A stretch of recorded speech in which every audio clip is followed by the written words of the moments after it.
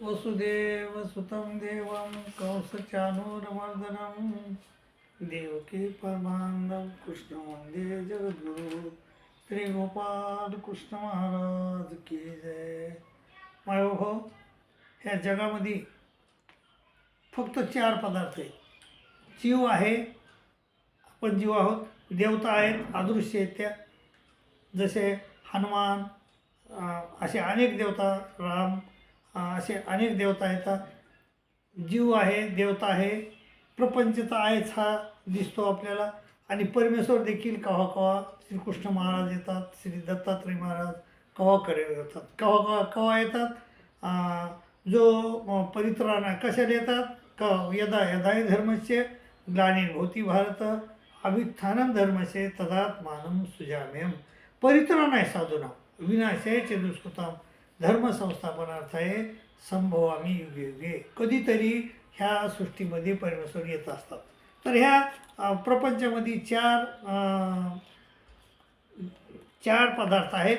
तर 4 पदार्थापैकी देवतेजवळ पंचप्रकार आहेत. ज्ञान आहे, सुख आहे, सामर्थ्य आहे आणि प्रकाश आहे. आणि त्या अनंत अवतार धरू शकतात.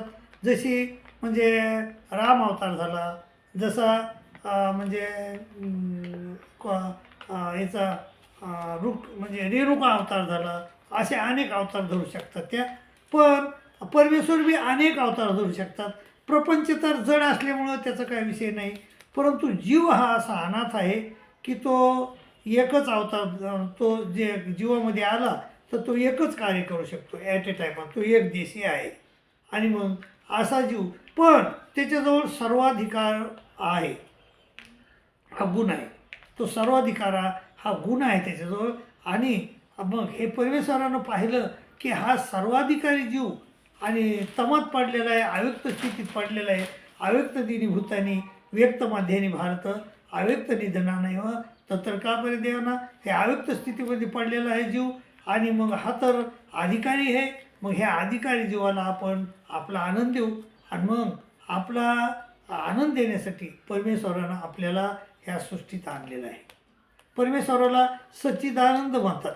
तर परमेश्वराचा जो आनंद आहे तो आपल्याला देण्यासाठी परमेश्वरानं जीवाला ह्या सृष्टीत आणलेलं आहे.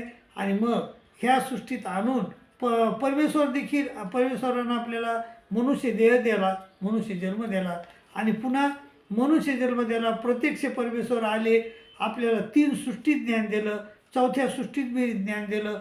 परंतु आपण इथं आल्यानंतर कर्म चांगले केले नाही. आणि मग आपल्या मनानंच आपण कुत्र्या मांजराचे जन्म मिळवून घेतले. माय बाबा, मग त्यामुळं आपण ह्या संसारात भ्रमत आहोत आणि दुःख भोगत आहोत. तर हे कर्म कोणाचं आहे? आपलंच कर्म केलेलं आहे, म्हणून आपण दुःख भोगत आहोत. तर आता तरी आपण सुधारायला पाहिजे. आपण म्हणजे सावध व्हायला पाहिजे आणि परमेश्वराचं चिंतन करायला पाहिजे, असं श्रीकृष्ण महाराजांना अर्जुनाला सांगितलं. परंतु जीव असा आहे की तो देवतेचे भजन करतो, पुन्हा भूताचं भजन करतो आणि पुन्हा भूताचं भजन करतो, परंतु परमेश्वराचं भजन तो करतच नाही.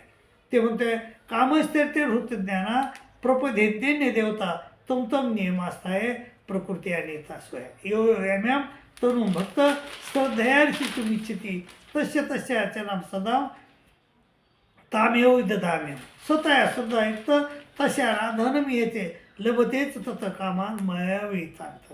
आणि अंत होतो. मग शेवटी काय होतंय बघा, त्याचं अंत होतो फलम देशाम तद्भवतेच मेदसा देवान देव जयंती आणि मग थापता यांती मामापी.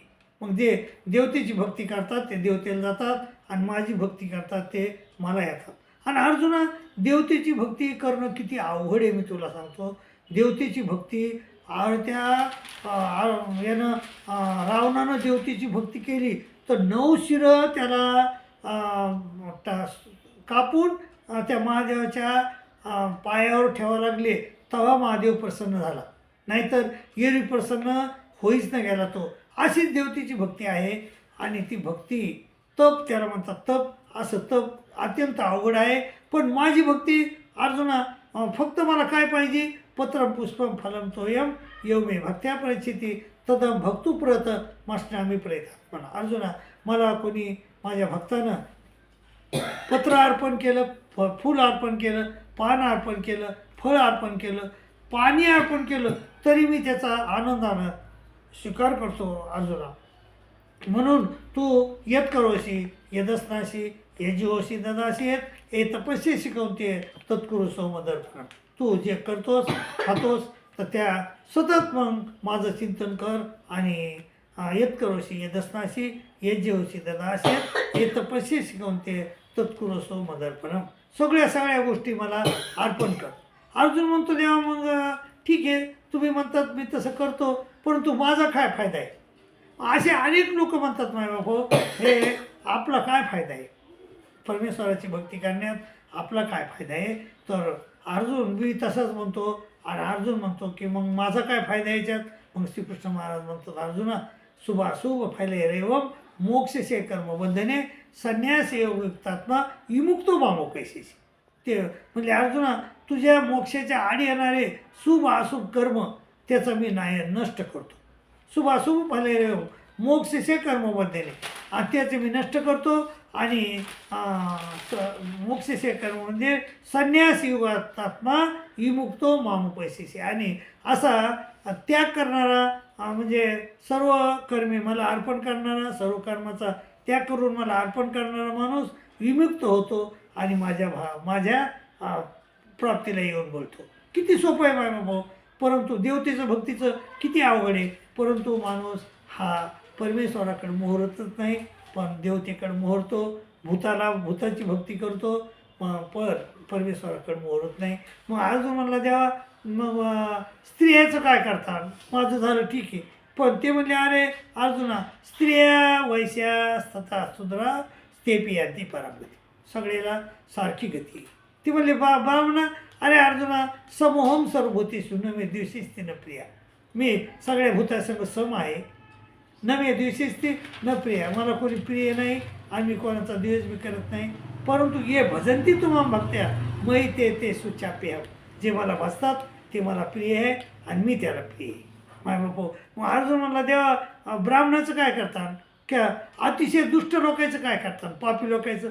अरे ते म्हणले आपली चेत सुदुराचारो भजते मामनान्य भाग साधुरेव समंतवे सम्यक व्यवस्थितवैसा क्षिप्रमभूती धर्मात्मा. तो ताबडतोब धर्मात्मा होतो आणि शाश्वत छातीने गच्छती कौंतेया प्रतिजानीही न मे भक्त प्रणसिती.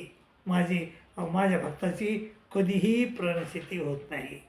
नाही बाबा, असं श्रीकृष्ण महाराजांना आपल्याला 9व्या अध्यायामध्ये राजविद्या राजगुह्य योग सांगताना हा खरंच राजविद्या आहे, ही खरंच गुह्य योग आहे. तर हा गुह्य योग आपल्याला 9व्या अध्यायामध्ये अर्जुनाला समोर करून, अर्जुनाला पुढं करून आपल्याला सगळ्यांना सांगितलं आहे भाऊ. आणि याप्रमाणे आपण परमेश्वराची भक्ती, श्रीकृष्ण महाराजाची भक्ती आपण सतत केली पाहिजे. कारण आपली जर प्रणसिती होऊ द्यायची नसेल तर आपण परमेश्वराच्या पदरात पडलो पाहिजेत. परमेश्वराची भक्ती आपण केली पाहिजे.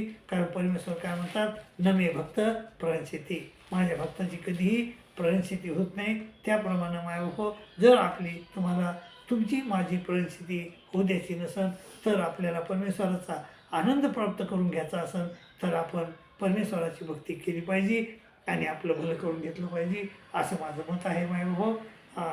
तर एवढं मी तुम्हाला सांगतो माझं मत आणि तुमची रजा घेतो.